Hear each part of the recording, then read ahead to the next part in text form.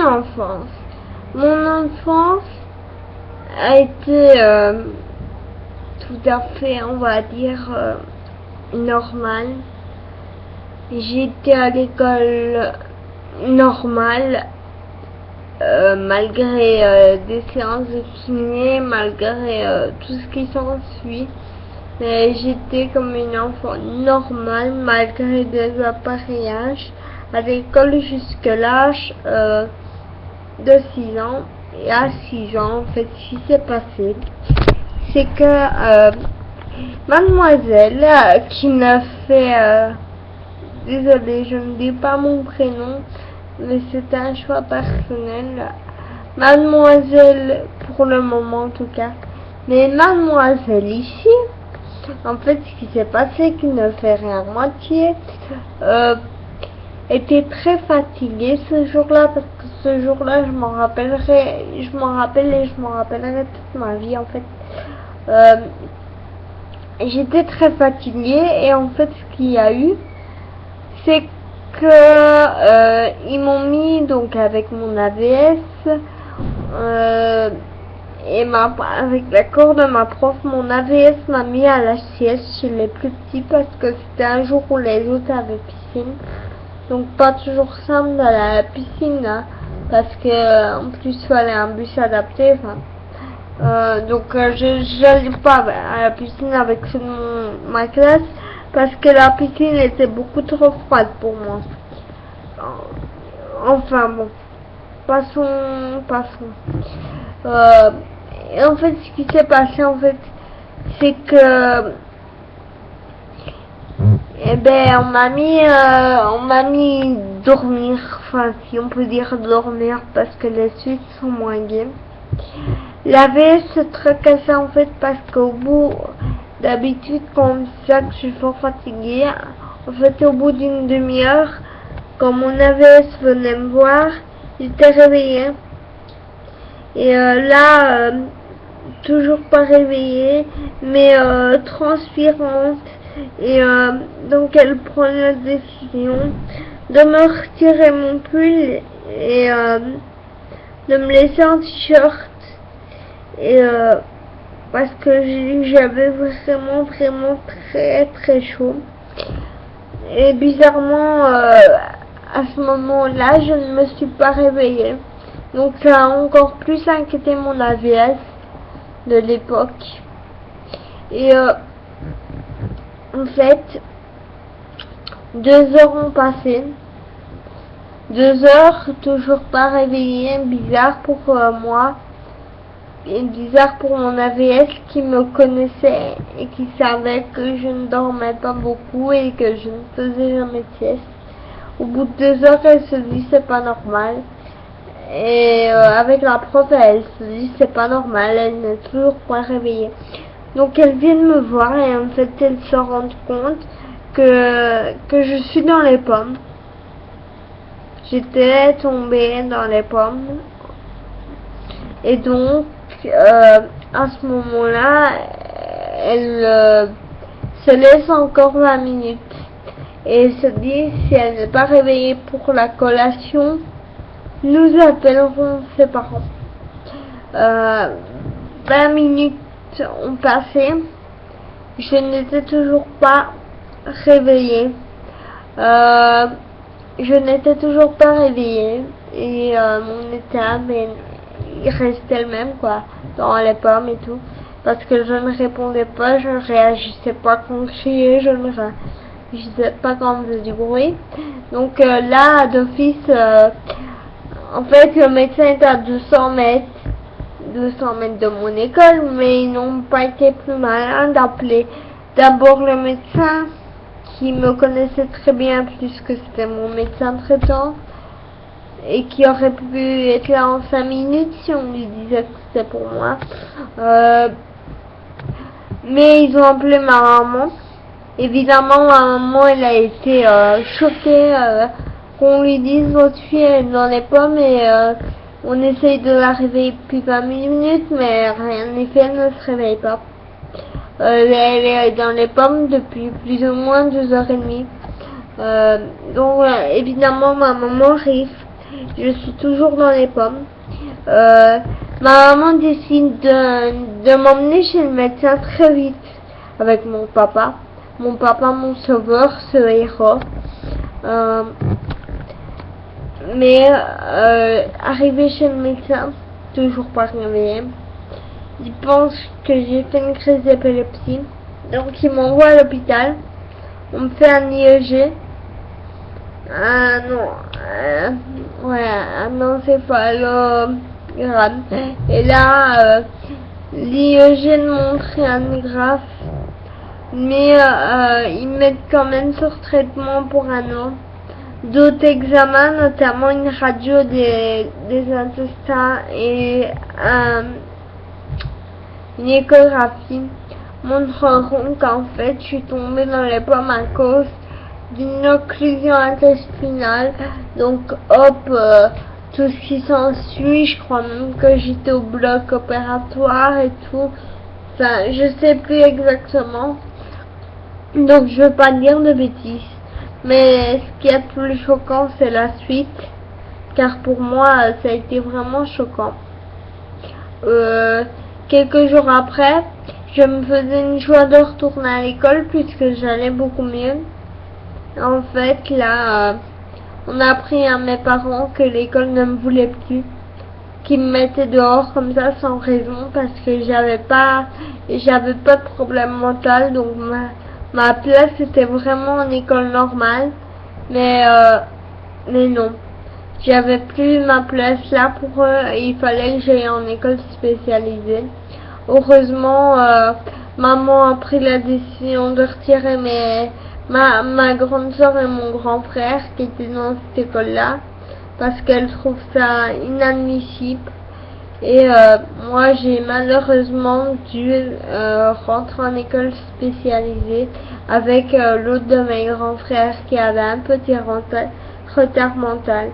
Mais c'est ce qui m'a sauvée vraiment parce que je ne voulais vraiment pas, j'étais très triste d'aller en école spécialisée, mais après quelques temps dans cette école où je me plaisais vraiment bien en fait.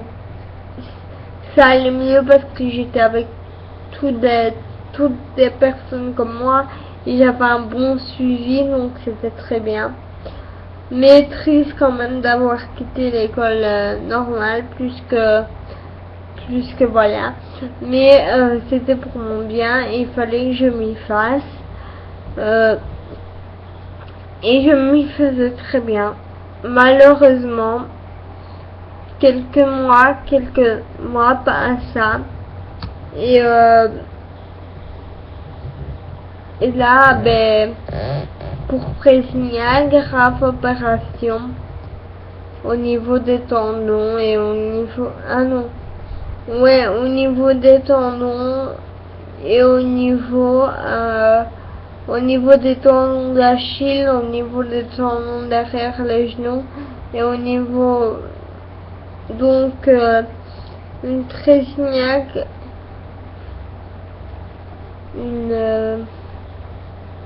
je dis mon prénom, je m'appelle Trésignac, une Trésignac qui a été comment dire,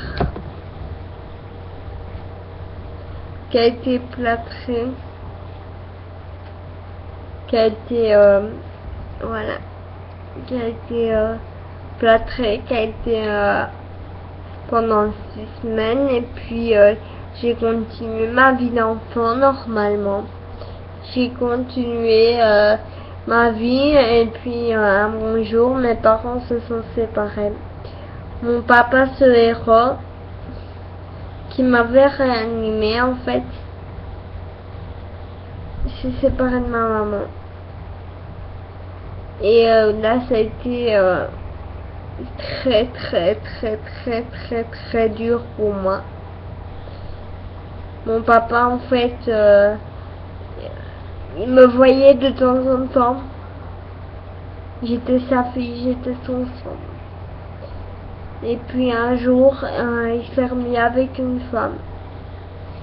Je le voyais encore puisqu'il me prenait de plus en plus souvent. c'était mon papa, c'était ma vie, c'était mon sang. Il me prenait de plus en plus souvent, un week-end sur deux, et puis ça a été tous les week-ends. Ah, j'étais très contente de voir mon papa.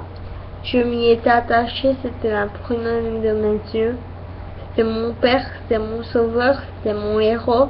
Parce que je vous rappelle que c'est mon papa qui m'a réanimé. C'est mon papa qui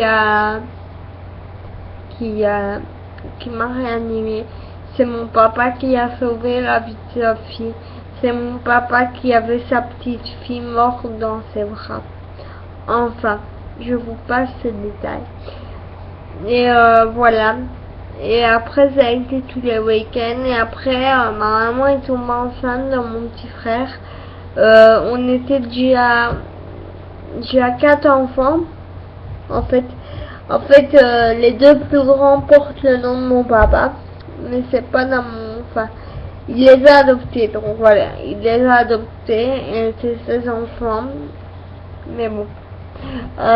Et puis il y a les deux, il y a moi et mon grand frère qui a 2 ans de plus que moi, 2 ans et demi, même pas, non, de plus que moi. Et j'ai pris la décision quand ma maman était tombée enceinte, parce qu'en fait avec la séparation de mes parents, on a dû vendre la maison qui était adaptée à moi. Et avec ma maman, on a dû aller vivre dans un appartement premier étage en ascenseur. Mais à ce moment-là, je prenais de la cortisone parce que mon état de santé s'était beaucoup dégradé. Et j'avais pris pas mal de poids. J'en ai perdu pas mal. J'en ai perdu 25, mais voire plus maintenant. Et donc ma maman devait me porter pour m'amener au premier étage, pour me descendre, pour que j'aille à l'école. Enfin, c'était galère, donc moi j'ai pris la décision, et je l'assume, je le dis haut et fort, d'aller vivre chez mon papa. Ça a fait beaucoup de mal à ma maman, et ça en fait encore aujourd'hui, je crois. Mais je crois qu'elle a compris cette décision. Malheureusement, le conte de fées, en fait, il a tourné au cauchemar, plus que mon papa, 6 mois après, m'a abandonné. Mais complètement abandonné. En fait, il a sonné à ma maman parce que ça n'allait pas chez lui. Enfin, ça n'allait pas pour lui, ça n'allait pas à sa motte. Donc en fait, à cette époque, j'allais avoir 12 ans quelques jours après. Il faut savoir que mon papa, en fait, m'a repris chez lui le 21 septembre, le 21 juin 2006 et m'a abandonné le 22 décembre 2006, ouais, 6 mois après. 6 mois et un jour après, quoi. En fait, il a téléphoné à ma maman, il a dit à ma maman que ça n'allait pas, qu'il fallait qu'elle vienne me rechercher, que sinon il me mettait dans un honte. Ma maman, il venait me rechercher. À ce moment-là, je voyais mon papa de moins en moins, il trouvait toujours des excuses pour ne pas voir sa fille. D'ailleurs, sur les 2 ans là, parce qu'il s'est passé des choses encore après, sur les 2 ans, en fait, ce qui s'est passé, c'est que j'étais toujours la petite fille joyeuse, la petite fille qui rigolait, la petite fille,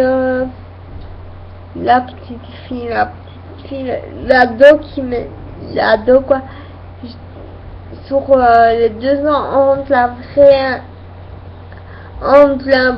l'abandon de mon papa pour que je ne vive plus chez lui Et le vrai abandon, en fait, j'étais toujours la petite fille joyeuse. Et pendant toute mon enfance, j'étais la petite fille joyeuse qui souriait à la vie. La vie, elle est belle. La vie, il faut savoir en profiter. C'est un message que j'ai envie de faire passer aujourd'hui. Et en fait, je voyais mon papa de moins en moins, comme je le disais. Et un jour, il a eu un petit garçon, mon petit frère, mon petit bébé, ma vie, quoi. Et ce jour-là, tout a changé, si je peux dire. J'ai vu mon petit frère en tout et pour tout 4 fois sur sa première année de vie. Et depuis, mon petit frère, il va avoir 6 ans. Et depuis 1 an, je n'ai plus vu mon papa.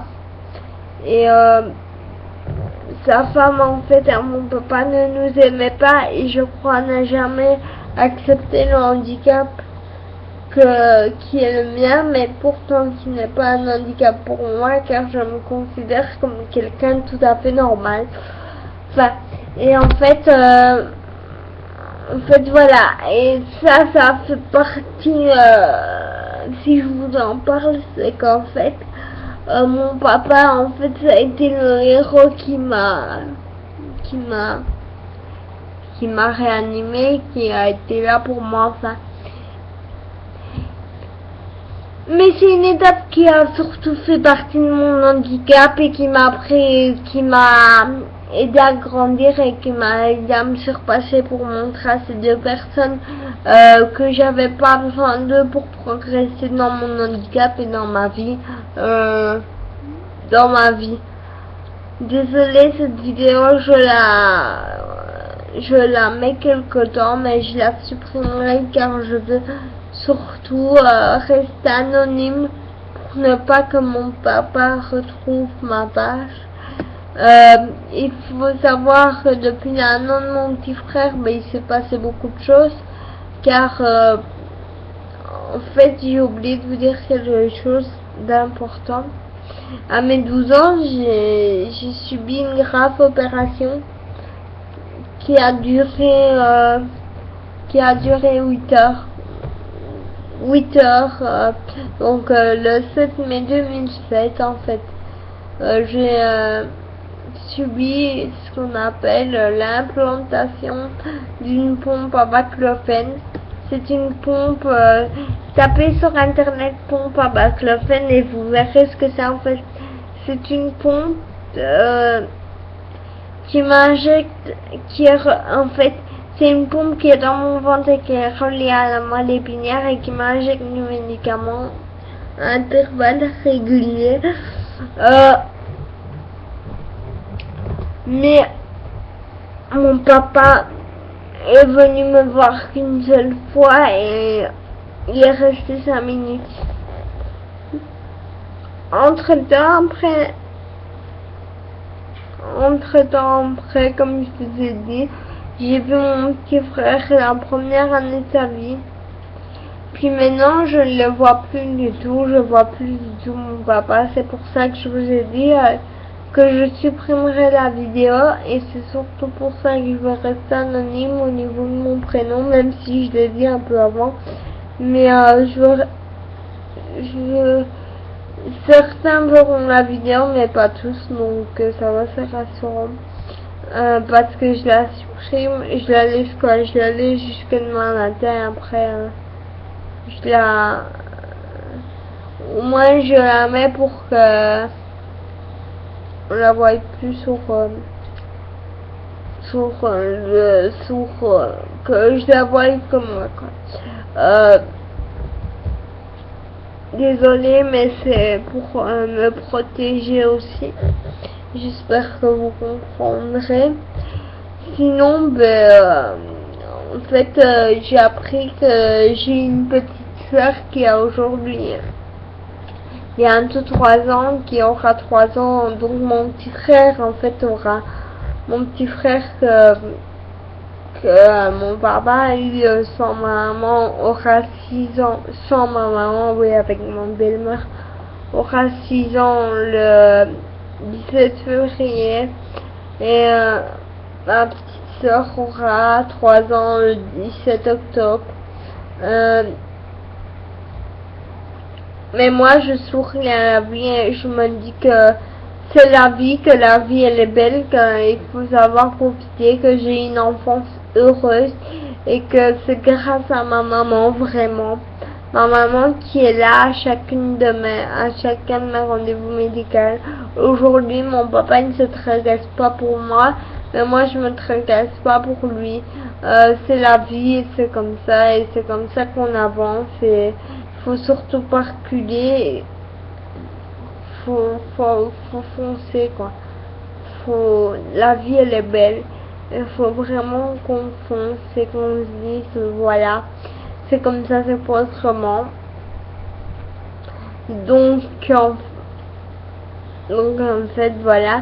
Je vois plus mon papa, mais j'ai la chance, en fait, d'avoir un beau-père qui est fort présent pour moi. Je voulais juste dire qu'en fait,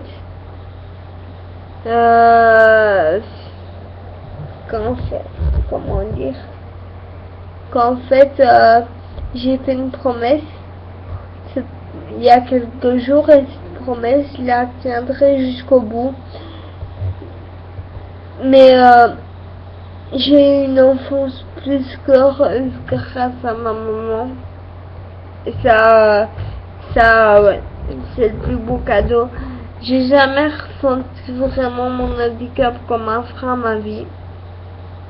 Et ça, c'est très bien. La vie, elle est belle. La vie, elle est étonnante. Vraiment. Oui, je vous disais que j'avais fait une promesse il y a quelque temps et que je vais vraiment la tenir. Des objectifs pour Noël, mais voilà, le résultat sera là. Juste pour vous dire aussi que mercredi, il n'y aura pas, que cette semaine, il n'y aura pas beaucoup de nouvelles car mercredi, je dois aller passer mes examens. Je ne manquerai pas de vous donner des nouvelles et je vous fais à tous de gros bisous et merci pour votre soutien qui me va droit au cœur.